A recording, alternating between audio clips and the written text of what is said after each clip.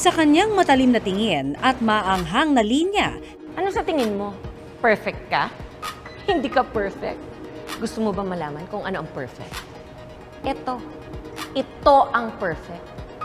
sino nga ba ang hindi masisindak sa isa sa pinaka-convincing na kontrabida sa Philippine showbiz? Walang iba kundi ang veteranang aktres na si Maritoni Fernandez. Pero alam niyo ba na hindi lang siya sa pelikula at telebisyon nagpakita ng tapang, kundi maging sa totoong buhay? Taong 2001 nang magsimula ang laban niya kontra sa sakit na breast cancer. Treatments, yung changing my diet, changing the way I lived, yung very high stress yung life ko before. So I knew that I had to make major changes in my life that would make sure na hindi nababalik yung cancer pag na-treat. Fast forward to 2018, si Maritoni halos 20 taon ng cancer-free. And at 48 years old, talaga namang very fit pa rin ang kanyang pangangatawan. Toned ang arms at may abs. Ito ba ang may 2 anak? Yung pag-gym or pag-workout and pagkakain ng healthy mo everyday, lifestyle yan. Hindi yan pang ngayon lang, pang fad, para ma-hit mo yung certain weight mo lang or whatever. It's not. It's really, kaya po ako ganito up to now. I'm almost 50 years old and I have a pretty good body considering because I treat it well. And speaking of healthy lifestyle, ngayong umaga, magbabahagi si Maritoni ng workout na sikreto raw talaga niya to being fit. 3 ehersisyo lang ito pero buong katawan na ang tina-target. Kaya naman magagawa ito sa kaunting oras lang. Good morning mga kapuso. Ngayon naman po, magde-demonstrate po kami ng ilang mga exercises na kaya-kaya niyo pong gawin at home.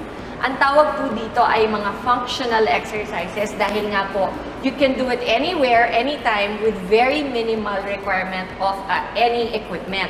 Ang suggestion ko po sa bahay, kung wala kayong mga plates, ang gamitin nyo mga libro na mabibigat or kung ano man bagay na meron sa bahay na feel ninyo kaya ng katawan ninyong bitbitin. First exercise natin, by using our plates, ito yung tinatawag nating wood chops. Okay, starting position, make sure na aligned yung paa natin sa shoulder, so shoulder level. Starting position here, and up.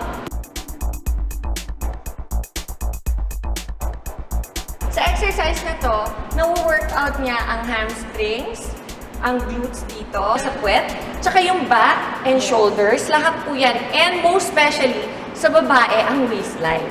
Diba? Kasi pag nagtitwist kang ganyan, yung waistline mo liliit. Sa first workout pa lang, kota na kayo mga mare! Gawin lang ang wood chops ng 12 beses kada side. Okay, ang second exercise po na to, talagang gawa-gawa po namin ng aking trainer na si Carl. So Grace, ang tawag namin dito, Maritoni's Pain. Kasi talagang, it's gonna hurt pero sa beginning lang at saka full body po talaga ang matatarget niya. So kunyari, libro po to sa bahay, di ba? Magsa-start tayo, medyo naka-bend lang ang knees, not all the way. Tapos yung libro nyo, ibababa nyo sa sahig. Okay? So, naka-bend ang knees, naka-tighten ang abs, and then ililift ninyo yan, and then magpo-full squat kayo. Mahirap man ang exercise na ito, tandaan, no pain, no gain. Kaya push lang at ulitin ang Maritoni's Pain ng 3 beses with 12 counts each set. So, ang pinaka-iniiwan kong last exercise lagi sa aking mga workout ang tinatawag na plank. Bakit huli? Kasi talagang ito na yung talagang madidrain ka. Kung meron mong natitirang lakas pa sa katawan mo, ito na yung talagang after this, talagang zero balance ka na. So, nakabend lang yung elbows, L-shape dito, and then yung paa niyo po, straight, and your feet together. Pag nahirapan po kayo, spread lang ang paa. Sa simpleng exercise lang na ito, halos lahat ng body parts napupuwersa. Kasama na ang arms, shoulders, back, and core. Kaya pa? Kaya natin. Kaya, 3 minutes! Go! Fight! Si Maritoni parang hindi nahihirapan at nakasmile pa rin. I-hold ang plank position sa loob ng 1 minuto. Mahirap talaga siya, pero pag ginawa mo siya consistently, sobrang ganda ng effect niya sa buong katawan mo. Actually, minsan pag tamad ako mag-gym, kahit ito lang, Okay, challenge solve na na. ako. Di ba? Solve na.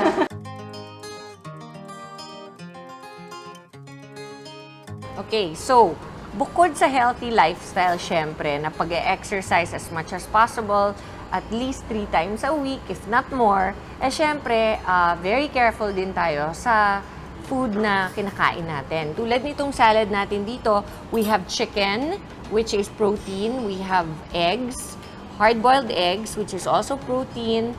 And then yung greens po natin, which is of course healthy, na full of fiber din.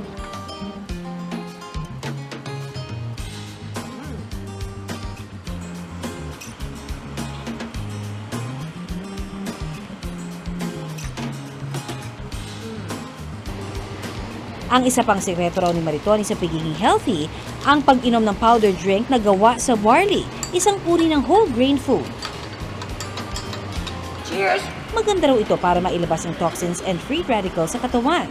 At dahil rich in fiber, maganda rin ito para sa mga nagbabawas ng timbang. Sarap.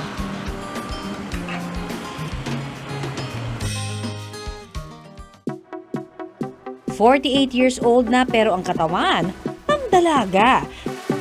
Yan ang healthy idol nating si Maritoni Fernandez.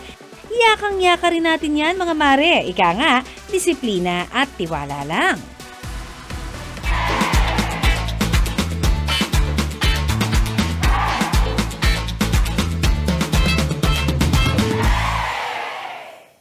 Maraming salamat sa pagtutok sa Pinoy MD. Para po sa iba pang kaalaman tungkol sa ating kalusugan, mag-subscribe na sa GMA Public Affairs YouTube channel. And of course, don't forget to hit the bell button for our latest updates.